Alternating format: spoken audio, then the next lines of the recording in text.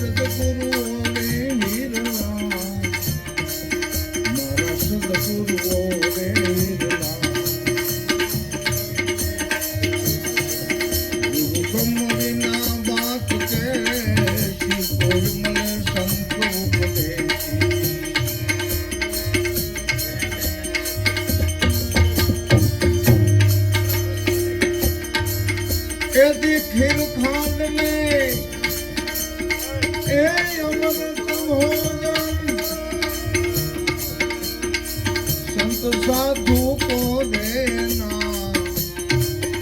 एवा संत साधु को दे। गोधा प्रतापे बड़े भवानी दास ने कटेक में रहना, नेत टेक में रहना। गुरु गम विना बात એ કોઈ મળે આપણા દેશી, એ કોઈ મળે આપણા દેશી, એ કોઈ મળે આપણા. આ ગણપતિના સ્તોત્રની અંદર કેવું કીધું કે રત્નાકર સાગરમાં તો રતન નીપજે. એ રતનને શું કરવા છે? પણ આપણા મહાસાગરની અંદર, આપણા સંસાર સાગરની અંદર, આ સંસાર સાગરને મીઠો કરવો હોય ને તો સદગુરુ પાસે આપણે જ્યારે જાવી ને ત્યારે એ અમૃતનો દરિયો છે. એમાંથી એક જ ચમચી આપણે જો ચણામઠ લઈ લેવી ને તો આપણો આ સંસાર સાગર મીઠો બની જાય.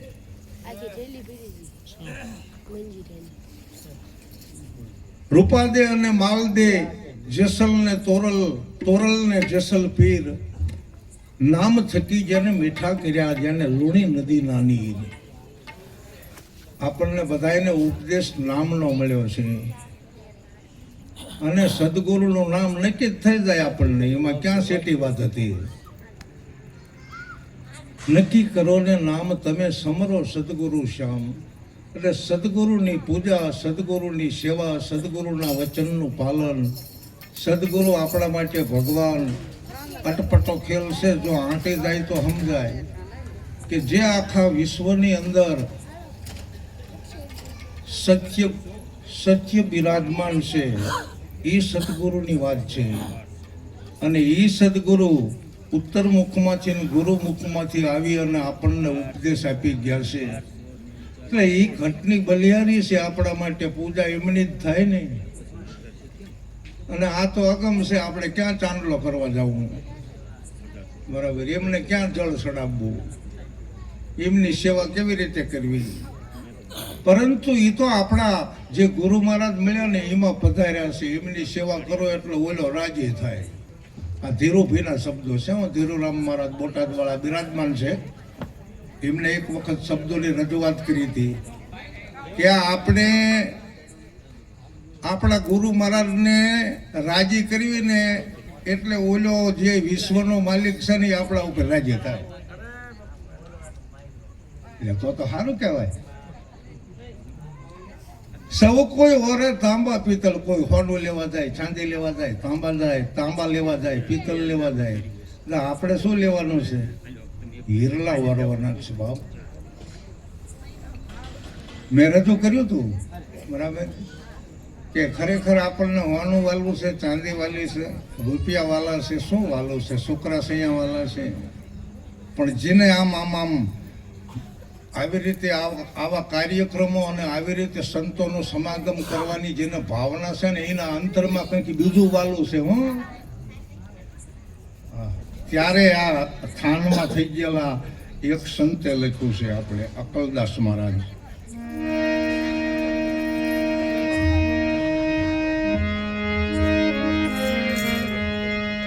એ અમને ગુરુજી વાલા લાગે અંતરમાં જોગણ થઈ.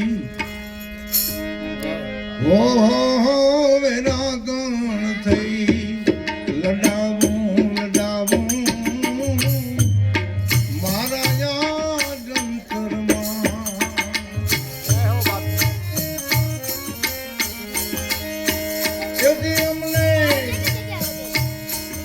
અમને ગુરુજી વાલા લાગે અંતરમાં જોગણ થઈ. મેરા ગણ થઈ. લડાવું એ મારા યાદ અંતરમાં. એમ આપણને તો વાલામાં વાલા આપણા ગુરુ મહારાજ છે. તો આપણને બધું મળ્યું રહે બરાબર. કોઈ જાતની કઈ ખામી નહીં રહે. મધ દરિયે મોતી રહેશે. હંસ હોય તો મોતી લેશે. પછી ભૂખ દુઃખ ગયા ભાગી રહે. સામળિયાની સાથે જેની સુરતા લેર્યું લેશે બરાબર. સામળ્યો એટલે સદગુરુ મહારાજ. જેની સુરતા સદગુરુમાં લાગેલી હોય. આમ જોવો એટલી બધી સુરતાનું આમ એટલું બધું સુરતાનું આમ પવન તો શું એની આગળ કહેવાય બરાબર. ગતિની વાત કરું છું સુરતાની. ઘડીકમાં આંખોમાં ગતિ આવે, કાનમાં ગતિ આવે, નાકમાં ગતિ આવે, આ જીભમાં ગતિ આવે. પણ કોની સુરતા? કે જેને સદગુરુ મળ્યા હોય ને સત્ય સબળની સાથે સુરતા વરી શક્યું હોય એનું કામ છે. મારે તો એક જ ભાવગીત ગાવાનું છે હવે બરાબર. અને પછી તો આ બીજા સંતોને આપણે સાંભળવાના છે. પણ સત્સંગના બે શબ્દોની હું વાત કરું છું. આપણી સુરતાને પારખો અને પારખા પછી સુરતાને આપણે વરાવી છે તો સુરતા પોતાના પતિની પાસે શેકે નહીં. બીજે ગથામણા ખાતી હોય તો નહીં ચાલે, એમ કહેવાનો ભાવાર્થ.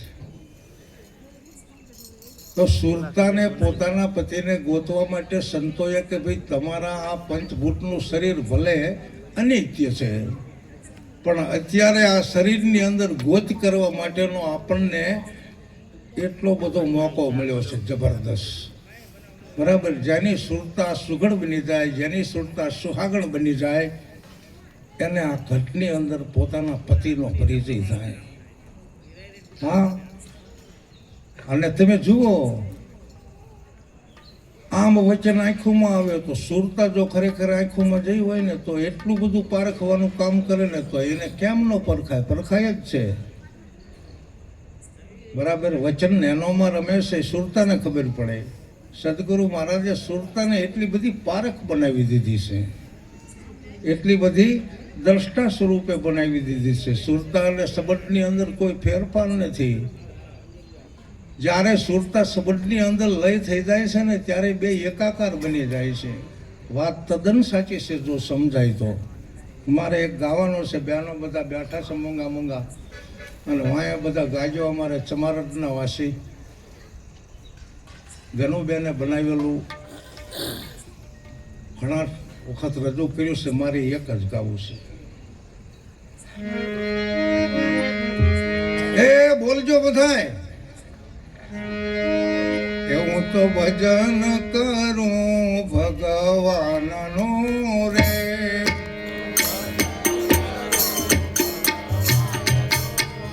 હું તો ભજન કરું ગુરુદેવનું રે.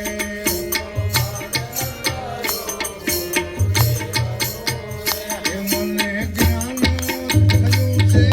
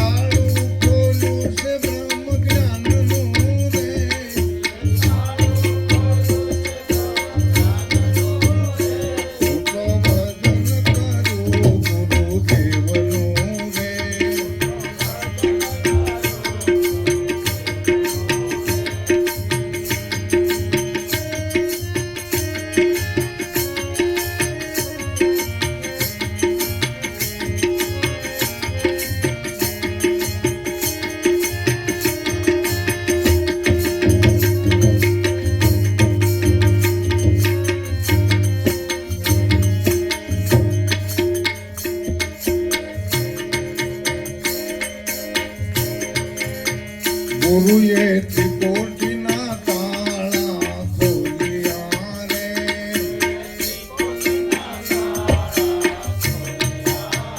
ગુરુએ ત્રિકોટીના તાળા ખોલ્યા રે.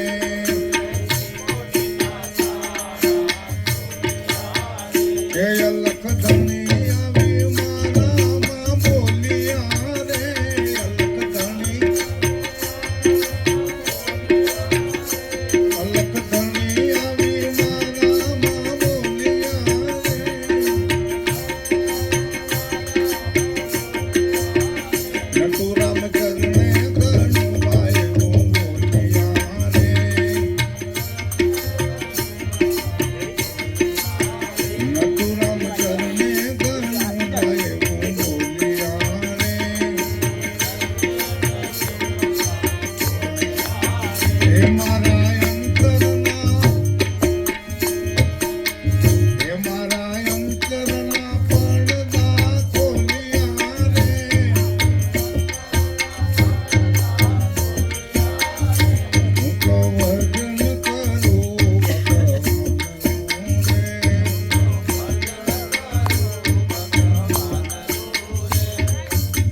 ભજન ભગવાનનું કરતા કરતા સદગુરુ દેવનું ભજન કરતા કરતા આપણા આ શરીરને જે આપણું શરીર ખરેખર અનિત્ય છે અને જ્યાં સુધી ટકે ત્યાં સુધી ભજન થકી આપણે ભવસાગર પાર તરવાનું છે.